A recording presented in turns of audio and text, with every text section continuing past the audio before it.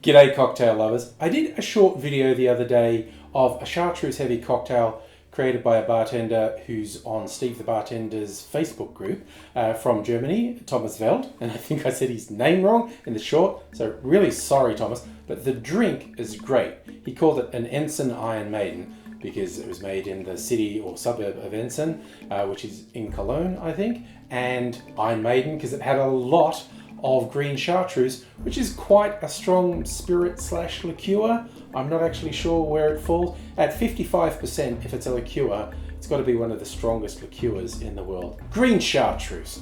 In the news a lot at the moment because of the monks not doing extra production to meet worldwide demand, which means it's getting harder and harder to find in various places around the world. But do I care? No. I just go ahead and make chartreuse heavy cocktails because the base recipe has 60 mils, 2 ounces of chartreuse in it. And it was a very nice drink. And I just thought it might go more to my tastes if it just had a little something. And I wasn't sure exactly what.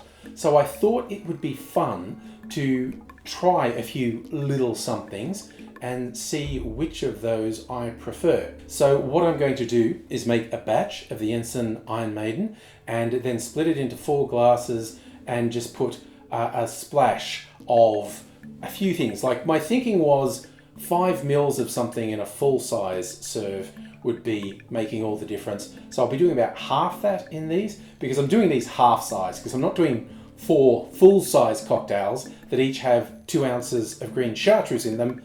No thank you, I have somewhat of a desire to stay upright this evening. So I'll do half-size ones and I'm going to do little splashes of peated whiskey. I'm using a Talisker 10-year-old.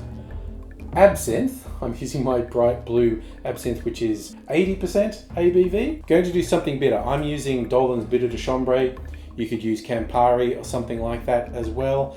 And I'm also just going to do orange bitters. I was thinking 2 dashes of orange bitters in a full-size one, so I'll do 1 dash in the little one that I do there. The standard mix is 60 mils of the green chartreuse, and like I said, I'm going to do double and then split it into 4. So into a shaking glass, I'm going to put 120 mils or 4 ounces of green chartreuse, and then 30 mils or 1 full ounce of elderflower liqueur, then 50 mils, just under 2 ounces of lemon juice, and 50 mils, just under 2 ounces of honey syrup.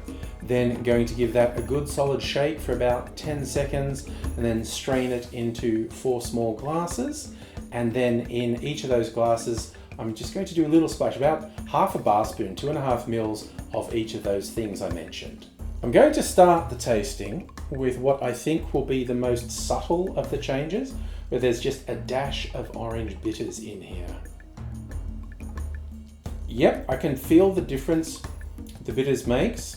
I think orange bitters might be the right bitters if you're going to do it, but you could also do a bit of experimentation with other bitters as well.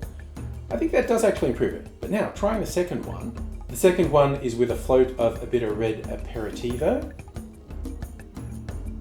Yeah, I tell you what, a touch of bitterness, whether it's the aperitivo or actual bitters, goes really well in this. Now the version with a float of blue absinthe. Okay, big surprise. The absinthe is more intense and makes a bigger difference. I think I'd probably experiment with this. Well, there'd be 3 ways I'd do it. Maybe an absinthe rinse in the glass, some actual absinthe in the shaker. I think the float might be too much absinthe up front, but the sweetness and the depth of the other stuff does come through. That's a very interesting one. The final variation, I've done a float of peated whiskey. That's really interesting because that's not the heaviest peat whiskey going, but there's a real waft of the smoke as it comes off. They're all good, and it's very interesting to do little tweaks across all of them. Which is better, I think, is going to depend on your tastes. I think for a lot of people, the addition of a little bit of bitterness is going to really add a rich complexity to this one. The absinthe, if you're an absinthe fan, I'd say definitely go for that because that's a more pronounced difference. The interplay between the absinthe and the sweetness of the other elements is really interesting. I don't hate the peated whiskey one, but it's a bit more unusual. Again, if you really like peated whiskey, I think you'd like this variation on it. But I'm saying if you want a mild change, just a little of a bitter aperitivo or a couple of dashes of bitters, or if you like a lot of it, you might even put more in. If you want something that's a bit more punchy and a bit more dramatic in the change, then maybe go for the absinthe. And in fact, I could probably amuse myself hours on end playing with those elements a little bit more, and I might do that another time.